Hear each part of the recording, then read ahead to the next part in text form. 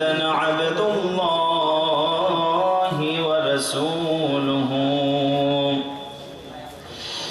أرسله بالحق بشيرا ونذيرا وداعيا إلى الله بإذنه وسراجا منيرا فقد قال الله تعالى في كلامه المجيد وفي فرقانه الحميد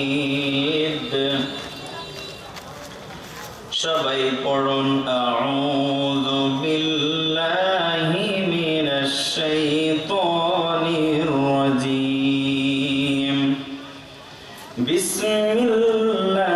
বিসমিল্লাহির রাহমানির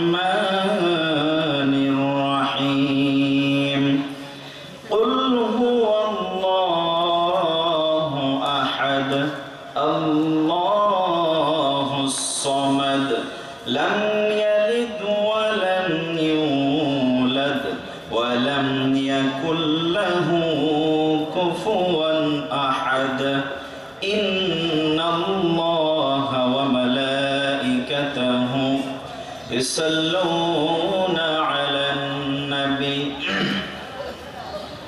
يا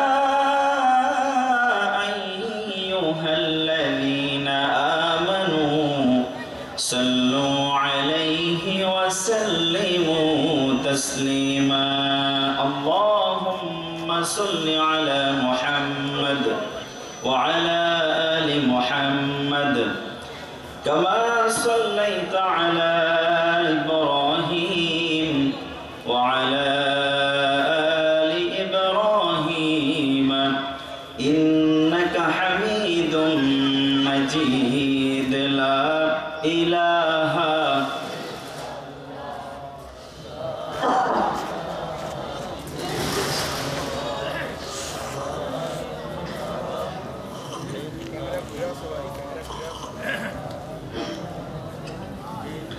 سبحان الله الحمد لله لا إله إلا الله لا إله إلا الله سبحان الله الحمد لله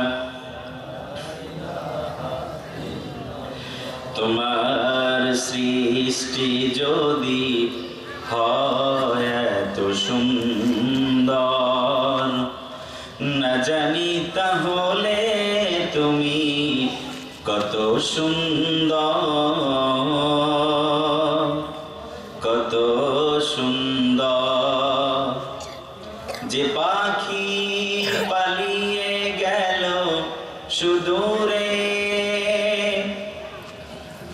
যে নদী হারিয়ে গেল তেপান্তরে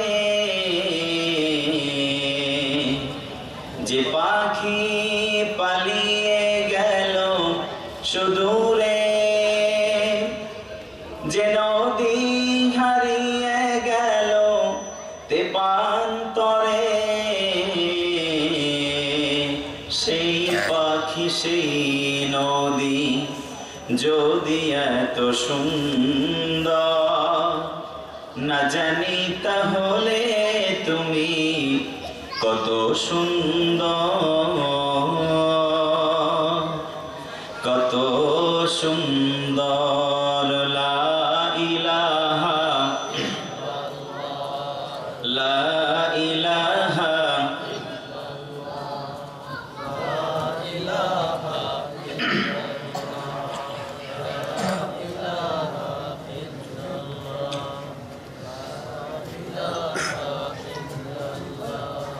سبحان الله الحمد لله لا إله إلا الله কোনো খালিক নেই তুমি ছাড়া মালিক নেই তুমি ছাড়া কোনো মাবুদ নেই তুমি ছাড়া কোনো মাশুক নেই তুমি ছাড়া এই জীবনে তোমার মতো আপন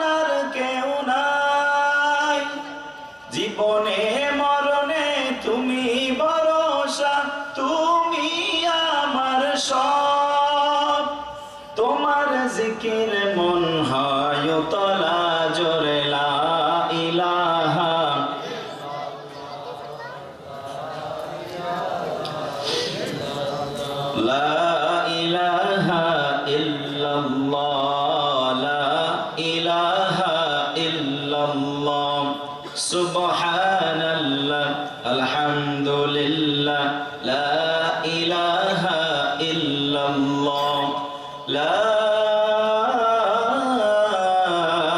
ইলাহা ইল্লাল্লাহ মুহাম্মাদুর রাসূলুল্লাহ সাল্লাল্লাহু আলাইহি ওয়াসাল্লাম। রাজবাড়ী নিবাসী সবাই কেমন আছেন? আলহামদুলিল্লাহ, আমিও ভালো আছি। আমাদেরকে ভালো রেখেছে কে? সুস্থ রেখেছে কে? মাহফিলে আসার সুযোগ করে দিলেন তিনি কে? যে আল্লাহ আসার, বসার, কথা বলা এবং শোনার সুযোগ করে দিলেন, আকাশ বাতাস প্রকম্পিত করে দুলক ভুলক ছাপিয়ে সিদরাতুল মুনতাহায় সে আল্লাহর জন্য আমরা শুকরিয়া পাঠিয়ে দেব। চিৎকার করে বলি আলহামদুলিল্লাহ।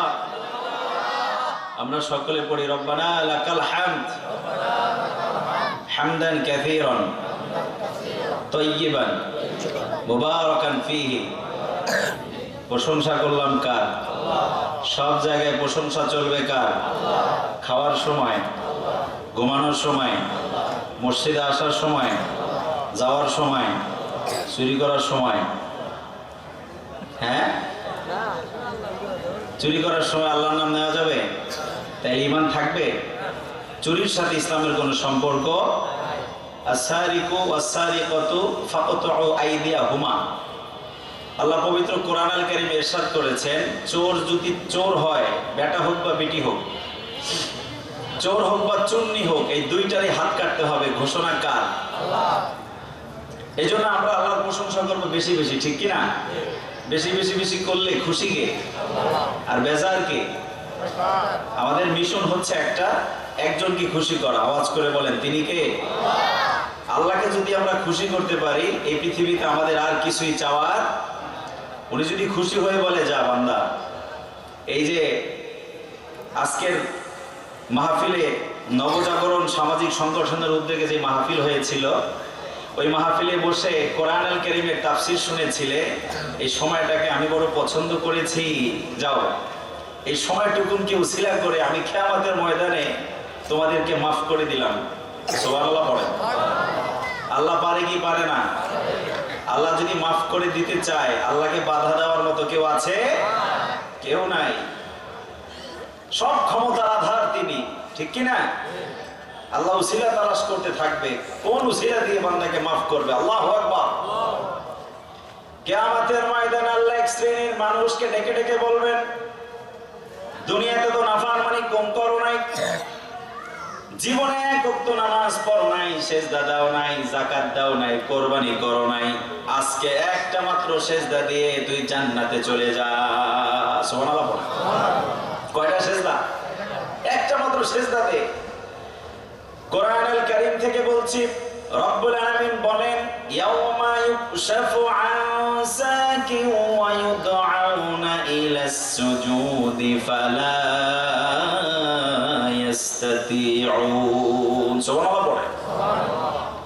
কিয়ামতের ময়দানে আল্লাহ নিজের পায়ের গোছাকে উন্মুক্ত করে দিবে। আল্লাহু আকবার। আল্লাহ পায়ের গোছাকে বের করে দিবে। ইয়াউমা ইউকশাফু আন সাকিন ওয়া ইউদআউনা ইলাস সুজুদ।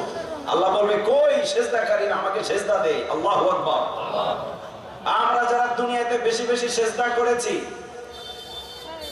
5 ওয়াক্ত নামাজ জামাতের সাথে আদায় করেছি, প্রচন্ড শীতের মধ্যে সকালবেলা ওযু করে মসজিদে গিয়ে ইমাম সাহেবের পেছনে দাঁড়িয়েছি, আল্লাহর ঘোষণার সাথে সাথে সবাই আমরা সেজদায় পড়ে যাব। সুবহানাল্লাহ পড়ে। আমরা লুটিয়ে পড়বো আল্লাহর কুদরতি পায়ে। কিন্তু যারা জীবনে একটা সেজদা দেয় নাই, জীবনে আল্লাহকে মানে নাই, নামাজ বোঝে নাই, রোজা বোঝে নাই, এই মানুষগুলোর পিঠ সেদিন লোহার মতো শক্ত হয়ে যাবে, কাঠের মতো শক্ত হয়ে যাবে। মানুষগুলো অনেক চেষ্টা করবে সেজদার জন্য, কিন্তু সেদিন কাঠের মতো ওদের পিঠটাকে শক্ত করে দিবে একজন। আওয়াজ করে বলেন, তিনি কে? শক্ত হয়ে যাবে, চেষ্টা করবে কিন্তু পারবে না। খাশিআতান আবসারুহুম তারহাকুহুম যিল্লাহ। লজ্জায় এদের মাথা কাটা হয়ে যাবে আর আফসোস করতে থাকবে, আরে একটা সেজদা যদি আজকে দিতে পারতাম, এক সেজদায় জীবনের সব গুনাহ মাফ করে ফেলতে পারতাম। পড়েন আল্লাহু আকবার। এজন্য প্রশংসা করব কার? আওয়াজ করে বলেন কার? আল্লাহর প্রশংসা করব বেশি বেশি। রাজি আছেন ইনশাআল্লাহ? এক সাহাবী নামাজের মধ্যে পড়েছে রব্বানা লাকাল হামদের পরে পড়েছে হামদান কাসীরান তাইয়িবান মুবারাকান ফি। বিশ্বনবী সালাম ফিরিয়ে বলেন, কে পড়েছে এই দোয়া? এই দোয়াটা তো আমি শিখাই নাই, কে পড়েছো? কেউ কোনো কথা বলে না। সাহাবী ভয় পেয়েছে, বিশ্বনবী অভয় দিলেন, ভয় নাই, স্বীকার করো, আমি অভয় দিচ্ছি, স্বীকার করো, কে পড়েছো বেশি এই অতিরিক্ত দোয়াটা? হামদান কাসীরান তাইয়িবান মুবারাকান ফিহি। এক সাহাবী কাচুমাচু করতে করতে হাত তুলেছে, বলে নবী আমি পড়েছি, ও নবী আমাকে আপনি ক্ষমা করে দেন। বিশ্বনবী বলে ক্ষমার দরকার নাই, সুবহানাল্লাহ পড়েন। ও আমার কলিজার টুকরা সাহাবী, আমি নবী তুমি নবী না, আমি যা দেখি তুমি তা দেখো না। তোমার এই দোয়াটা পড়ার সাথে সাথে আল্লাহর 30 জনের উপরে ফেরেশতা তোমার এই নেকি নিয়ে যাওয়ার জন্য আল্লাহর আরশে প্রতিযোগিতা শুরু করেছে। সুবহানাল্লাহ। বেশি বেশি বেশি বেশি প্রশংসা করবেন। বাঁচবেন কয়দিন? এই পৃথিবীতে আর কি আছে? হিংসা বিদ্বেষ জুলুম অত্যাচার করে কোনো লাভ নাই। এই পৃথিবীতে কেউ চিরদিন বেঁচে থাকে না, জোরে বলেন ঠিক কি না? পৃথিবীতে কেউ স্থায়ী হয় না, হোক না সে ফেরাউন কিবা নমরুদ। কেউ ভবে চিরদিন রয় না, কেউ ভবে চিরকাল রয় না। পৃথিবীতে কেউ স্থায়ী হয় না, হোক না সে ফেরাউন কিবা নমরুদ। কেউ ভবে চিরদিন রয় না, কেউ ভবে চিরকাল রয় না। পৃথিবীতে কেউ স্থায়ী হয় না, ঠিক কি না? কেউ স্থায়ী থাকবে না, সবাই চলে যাবে। এই পৃথিবীতে একজন মাত্র মানুষ ছিলেন যিনি জানতেন উনি কতদিন বাঁচবেন, তার নাম হচ্ছে আদম আলাইহিস সালাম। করেন আল্লাহু আকবার। আদম আলাইহিস সালামকে আল্লাহ তাআলা সৃষ্টি করলেন, রূহ ফুঁকে দিলেন। রূহ দেওয়ার সাথে সাথে আদম আলাইহিস সালাম হাঁচি দিলেন। আমরা হাঁচি দিই না? এই যে হাঁচি দিই, এটা কোথা থেকে আসছে? জান্নাত থেকে। সুবহানাল্লাহ পড়েন। হাঁচি দেওয়ার সাথে সাথে আদম আলাইহিস সালাম বলে উঠলেন আলহামদুলিল্লাহ। আল্লাহ জবাব শুনে বললেন ইয়ারহামুকাল্লাহ। আল্লাহ আদম, আল্লাহ বলেন আদম আল্লাহ তোমাকে রহম করুক। সুবহানাল্লাহ পড়েন। এই জন্য কেউ হাসি দিলে আলহামদুলিল্লাহ বলে আপনি কি করবেন? এখন যে ব্যক্তি আবার দিছে উনি বলবে ইয়াহদিকুমুল্লাহ ওয়া ইউসলিহু বালাকুম। আল্লাহ আপনার হেদায়েত দেখ, আপনার পুরো কাজগুলোকে আল্লাহ সহজ করুক। পড়েন আমিন। সৃষ্টি করলেন আদমকে, আদম আলাইহিস সালাম হাসি দিলেন, ওনার রূহ চলে গেল মাথায়। আল্লাহ তাআলা মাসাহা যহরাহু, তার পিঠে হাত বুলিয়ে দিলেন, ওনার পিঠ থেকে সমস্ত রূহগুলো বের হয়ে গেল। সুবহানাল্লাহ পড়েন। আদম আলাইহিস সালামের সামনে সমস্ত রূহগুলো আল্লাহ রেখে দিলেন, সব রূহগুলো উনি ভিজিট করতে লাগলেন। সেদিন আমরাও ছিলাম, আপনারাও ছিলেন। সুবহানাল্লাহ। সবাই ছিলাম। আমাদের আদি পিতা আদম আলাইহিস সালাম, আমাদের আব্বা জান। সুবহানাল্লাহ। আদম আলাইহিস সালাম রূহগুলো দেখতে লাগলেন। দেখতে দেখতে চমৎকার একটা রূহুর সামনে গিয়ে দাঁড়ালেন, নূরানি চেহারার একটা রূহ। আল্লাহ বললেন, আদম আলাইহিস সালাম বললেন আল্লাহ এই রূহটা কার? আল্লাহ জবাব দিয়ে বললেন ইবনুকা দাউদ, এই রূহটা হচ্ছে তোমার ছেলে দাউদের। সুবহানাল্লাহ। যেমন ছিল কণ্ঠ তার তেমন ছিল চেহারা। আল্লাহু আকবার। কোরআন তেলাওয়াত করলে সাগরের মাছগুলো এসে ওনার কোরআন তেলাওয়াত শোনার জন্য ভিড় জমাতো। সুবহানাল্লাহ পড়ে। দাউদ আলাইহিস সালামের নূরানি চেহারা দেখে আদম আলাইহিস সালাম বলেন আল্লাহ আমার এত সুন্দর চেহারার ছেলে দুনিয়াতে কতদিন বাঁচবে? আল্লাহ জবাব দিয়ে বললেন আদম তোমার এই ছেলেটা দুনিয়াতে বাঁচবে মাত্র 40 বছর। কত বছর? 40 বছর বাঁচবে। আদম আলাইহিস সালাম বললেন আল্লাহ এটা কোনো কাজ হইল? এত সুন্দর চেহারা আমার ছেলের হায়াত পাবে মাত্র 40 বছর। জিদ বিন উমরি, আল্লাহ একটু হায়াতটা বাড়াইয়া দেন। সুবহানাল্লাহ পড়েন। ছেলের জন্য, সন্তানের জন্য পিতা আল্লাহর কাছে দোয়া করতেছে আল্লাহ একটু বাড়াইয়া দেন। আল্লাহ বললেন না, আর সম্ভব না। রুফিআতিল আকলাম ওয়া জাফফাতিস সুহুফ, কলমের কালি শুকায় গেছে আর তাকদীরের কলম উঠিয়ে নেওয়া হয়েছে। আল্লাহু আকবার। আল্লাহ বলেন আদম আর বয়স বাড়ানো সম্ভব না। আদম আলাইহিস সালাম বললেন আল্লাহ তাহলে আমি বাঁচবো কত বছর? আল্লাহ বললেন তুমি বাঁচবে 1000 বছর। সুবহানাল্লাহ। কত বছর? আদম আলাইহিস সালাম বললেন তাহলে ঠিক আছে, আমার বয়স থেকে আমার 60 বছর আমার ছেলেকে দিয়ে দিলাম। দাউদ আলাইহিস সালামের আগে বয়স ছিল 40, আদম আলাইহিস সালাম দিলেন 60, মোট হয়েছে কত? 100। সবাই তো বললেন না 100। কত বছর? 100 বছর। আর আদম আলাইহিস সালামের ছিল 1000 বছর, মাইনাস হয়েছে 60 বছর, বাকি থাকে কত বছর? 940। মাশাআল্লাহ, 940 বছর পরে মালাকুল মউত এসে হাজির হয়েছে। মালাকুল মউত এসে বলে আমি আপনার রূহ কবজ করতে চাই। আদম আলাইহিস সালাম বলে না এখনো সময় হয় নাই, আমি আরো 60 বছর বাঁচবো। মালাকুল মউত বলে না সময় শেষ হয়ে গেছে। লিকুল্লি উম্মাতিন আজাল, প্রতিটি মানুষের একটা নির্ধারিত সময় আছে। ওই সময়ের পরে নবী হন, বিশাল বড় প্রধানমন্ত্রী হন, মন্ত্রী হন আর মিনিস্টার হন, এইটা মালাকুল মউতের দেখার কোনো টাইম নাই। যখন হায়াত শেষ হয়ে যাবে সাথে সাথেই কবরের জগতে চলে যেতে হবে, ঠিক না? আদম আলাইহিস সালাম বলে না আমি আরো 60 বছর বাঁচবো। মালাকুল মউত বলে না আপনার পোলারে যে 60 বছর দিয়ে দিয়েছেন, কয় না আমি দেই নাই। সুবহানাল্লাহ বলবেন না? মালাকুল মউত বলে দিছেন, আদম আলাইহিস সালাম বলে না দেই নাই। দুইজনের মধ্যে লেগে গেল ঝগড়া। দিশা মিশা না পেয়ে মালাকুল মউত আল্লাহর কাছে গিয়ে বলে আল্লাহ দেখেন আপনার বান্দা কয় দেই নাই। সুবহানাল্লাহ। আল্লাহ বলে চলে আসো, তর্ক করে লাভ নাই, উনি আরো 60 বছর বাঁচবে, ওনার তাকদীরকে আমি এভাবেই সাজিয়েছি। পড়েন আল্লাহু আকবার। 1000 বছর পরে আদম আলাইহিস সালাম চলে গেলেন। হযরত নূহ আলাইহিস সালাতু ওয়াস সালাম 950 বছর দুনিয়াতে দাওয়াত দিলেন। কত বছর? কথা বলেন। 950 বছর পরে আদম নূহ আলাইহিস সালাতু ওয়াস সালাম উনিও দুনিয়া থেকে চলে গেলেন। আমরা বাঁচবো কতদিন কেউ বলতে পারবেন? কেউ বলতে পারবেন না। কে কখন চলে যাবে এটা আমরা কেউ জানি না। এজন্য আল্লাহর প্রশংসা বেশি বেশি করে আমাদের জান্নাতটাকে আমাদের সাজাতে হবে, যেটা বলেন ঠিক না?